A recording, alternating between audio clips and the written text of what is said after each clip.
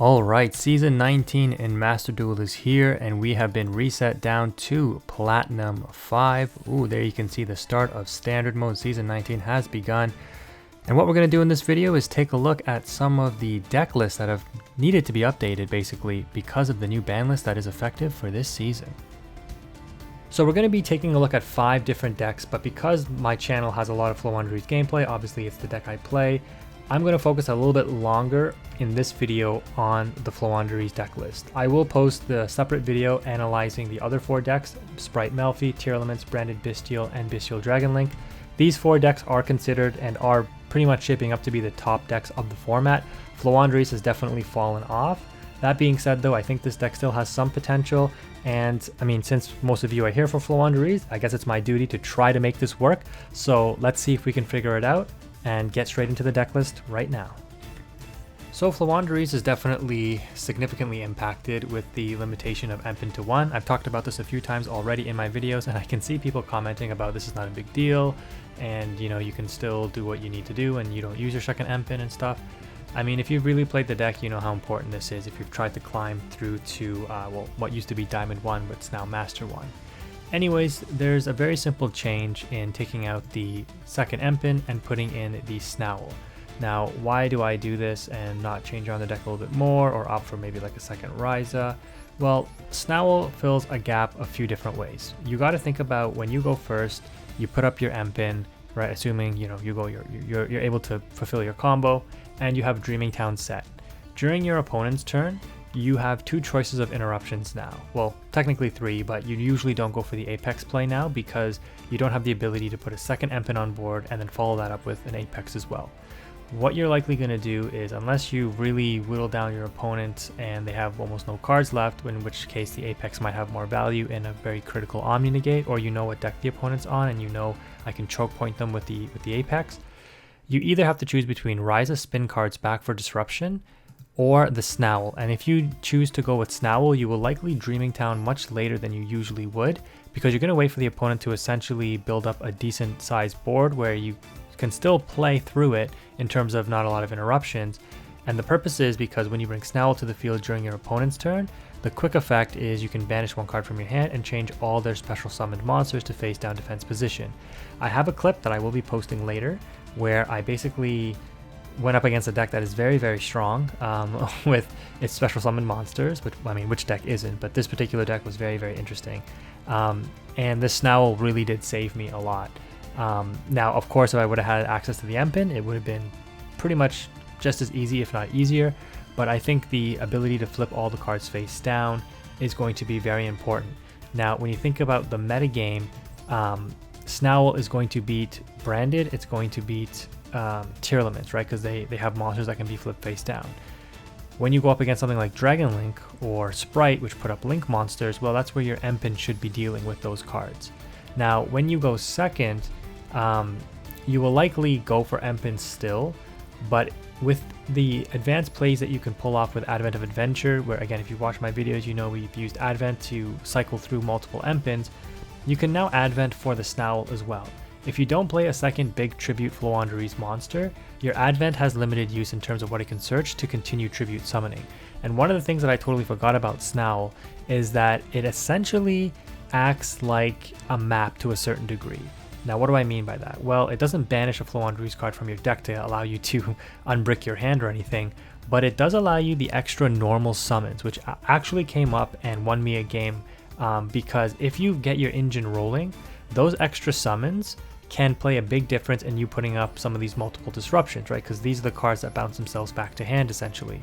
So going through multiple Ryzas or Apexes can be very beneficial for the Snowl effect. So this one little card, you have to find ways that it fits in utility-wise with the deck. And it synergizes with the Advent, it synergizes with the Eaglin, and it complements the MP. Again, it's not as strong because as soon as you slap this down on the board during your opponent's turn, that's it, your summoning is over, right? So you have to make sure that you're using this interruption properly in order to get the most use out of it. A second Ryza can be useful, don't get me wrong, but I just think that the Snowl right now has more utility. Now, as for the deck list, we're still running the 1 DD Crow as a searchable interruption from the Robina. Of course, 3 Robina, 3 Eaglin, still with 1 Street and double Toucan. The reason is because off of map, being able to banish a card and then summon Toucan and target that card that I banished and bring it back to hand is very useful. Whereas if I draw like a Stree and a map and I don't have anything in my graveyard, if I use map, banish Robina, summon Stree, the Stree fizzles, I get the Robina back to hand, but then I have to use my normal summon for turn. So Toucan helps me preserve the normal summon, which is why I still play 2 over the 2 Stree. But you can make a case for double Stree. It is technically the stronger card because, you know, being able to banish your opponent's cards is very strong, but I just prefer to play safer, and that's why I go with the double Toucan. You'll continue to play 2 Shifter because it is a very effective card against Dragon Link, against Sprite, Tearlaments, and even Branded to a certain degree. You still play the Apex Avian. Now this is questionable, but I think you still want to play it for now. 1 Ryza, the Snowl, and the Empin. 1 Gold Sark, again same reason, is it just helps you unbrick your hand. If you draw a bird and Gold Sark, you banish Robina with Gold Sark and you're able to play. Still with the 2 Pot of Duality, 3 Pot of Extravagance, 1 Pot of Prosperity, 1 Magnificent Map. The triple Dimensional Fissure is totally up to you. This card has definitely gone down in its use because of the rise of Sprite, which I think is the best deck now. And an alternative to Dimensional Fissure would be Dark Ruler No More. Dark Ruler No More can help you deal with branded boards a little bit better. It can help you deal with obviously the Sprite board where you normally would lose if you go second and they set up full combo. It doesn't really do much against Tearlaments, but I mean, I guess it can technically do something. I mean, if they mill your cards with the Kelbeck or a Yugioh and they see you're on FLOOWANDEREEZE and they put up a Dragostapelia, a Dark Ruler could potentially help you play through that board as well. But obviously Dimensional Fissure would be better against Tearlaments. So this is up to personal preference. I'm opting to stick with the Dimensional Fissure for now. I'll see how the metagame plays out, but maybe as you shift around throughout the ranks in Master Duel ranked mode, you will find that, you know, at a certain point you need to switch over to Dark Ruler because you're running into Sprite more often. I'm still running 2 Unexplored Winds and 2 Dreaming Town. Now, in my opinion, this is more important than ever. In theory, I could be wrong, but in theory, because you definitely want to try to open at least one of these because your M-Pin is going to search for whatever missing card that you need, right? If you have Unexplored Winds, you search Trap. If you have Trap, you might search Map and or Unexplored Winds, depending on the situation. And just having a few different power spells can really make or break your end board. Now, when Terraforming was banned, I opted to put in a 3rd Book of Moon. I think this card is very, very good in this deck. Not only does it help you dodge Imperm and Veilers, but it can help remove the opponent's disruption off board. So you can Book of Moon Sprite Carrots, for example, if it's not protected by Elf. You can Book of Moon Baguskas, Dragostapelias. Obviously, you can Book of Moon your own cards as well to protect them.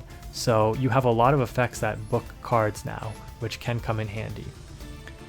3 Quick Play, Advent of Adventure, of course, and then you're still playing 3 Evenly Matched. This is your blowout card going second.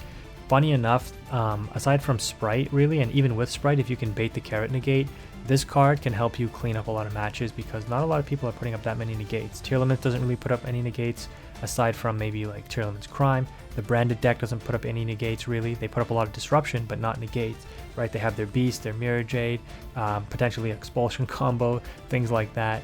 But you can play through all of that with the Evenly Matched. Like there's been games where I've just resolved the Evenly and the opponent just scoops. I didn't even have to do anything else. My hand was bricked, but I resolved the Evenly and they scoop because that's how powerful this card can be. So I think you definitely still want to play 3. The extra deck doesn't matter.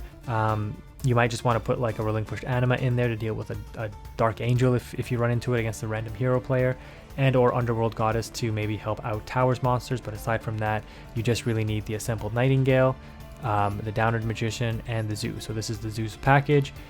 Zombie World isn't really a deck or a thing right now, but if you do run into those weird Floodgate decks where Zeus can help you clear the board, this could be very beneficial in helping you win a game that you would normally lose. So everybody should have a Zeus, and then these 2 cards are just super rare, so it's nothing to craft.